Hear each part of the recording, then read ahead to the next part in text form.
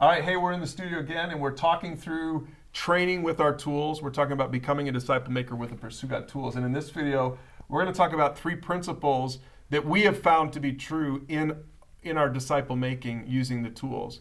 And the principles are the principle of discovery, ownership, and empowerment. And we want to unpack these together for you so that you actually hear how it actually works in real mentoring relationships.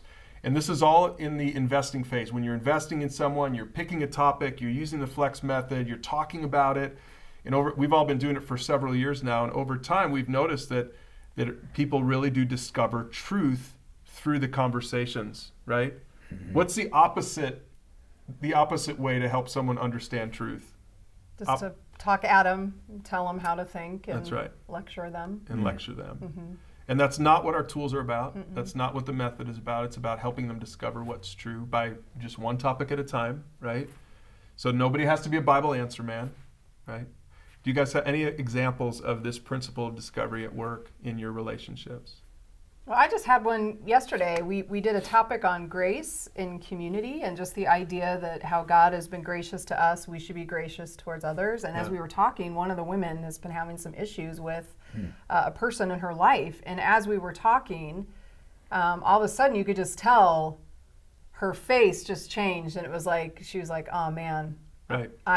My attitude, everything about how I've been approaching that person has been wrong. And I feel like in that moment, she was discovering the truth of what grace is, and that as God is gracious to us, what that means, like undeserved merit, undeserved gifts of kindness, that she needed to be doing that towards this other person. It was just neat to see that light bulb go on in a moment. And it came about just through a conversation. Through the conversation. You're not trying to lecture her. You're not sitting her down telling her she needs to think differently. No. God revealed it to her. Yep. Yeah, that's good. Questions. How do questions impact this?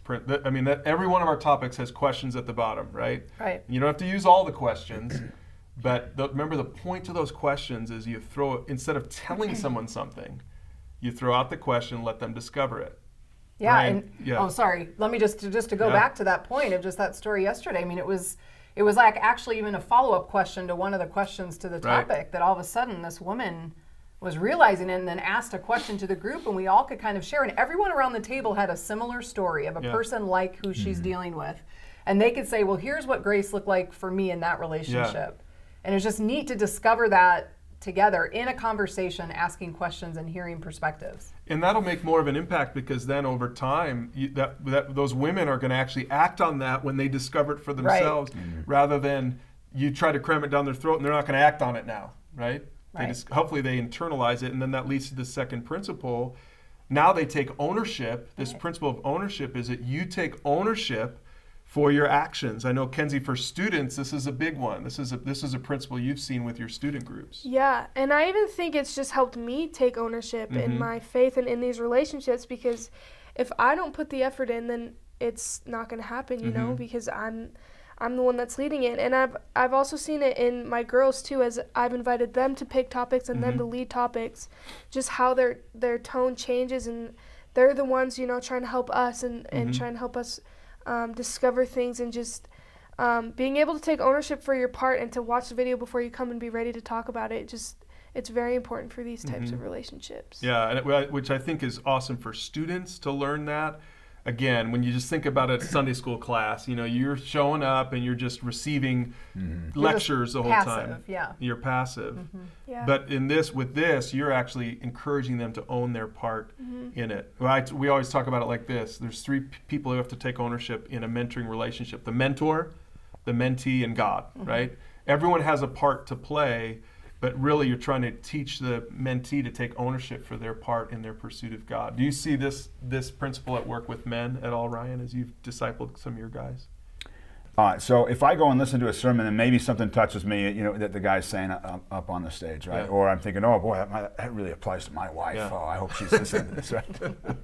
Yeah. But when you're in a smaller group setting, or you're one-on-one, the questions at the bottom of the videos help to sort of prompt your own experiences on the topic that you're dealing with, and then it becomes more participatory, right? 2 guys, 4 guys, 6 people are giving feedback on their own experiences. Where now all of a sudden, where I'm like, oh, I hope my wife's hearing that, I might think, oh yeah, maybe I'm the guy that needs to work on being lazy at home or being selfish at home, right?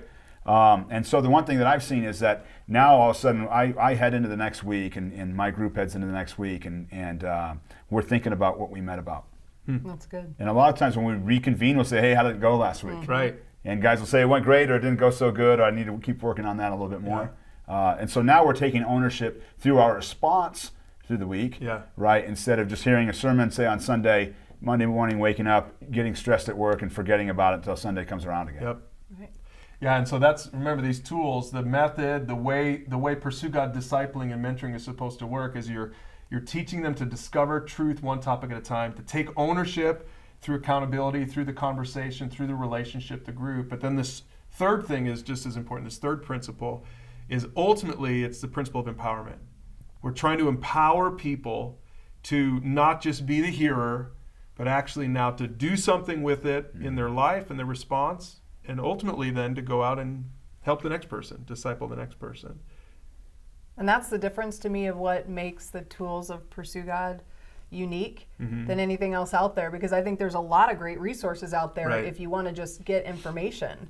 But to do it in such a way that you're empowering, that through the whole thing, it's about thinking about reproducing yourself and the next person. That's unique, and that's what's going to create a movement. That's what's going to change a culture in your church, in your home, in your neighborhood, is people feeling like I can do that and I can add value to the next person. Yeah, that's good. So you can use the questions below actually to practice discovery on this particular topic. Maybe there's something that someone said here that made you realize, I see why the tools work. That's the discovery principle at work. So use those questions below. Talk about it with your group or your mentor, and keep working through these training videos so that you can get ready to go out there and help the next person pursue God.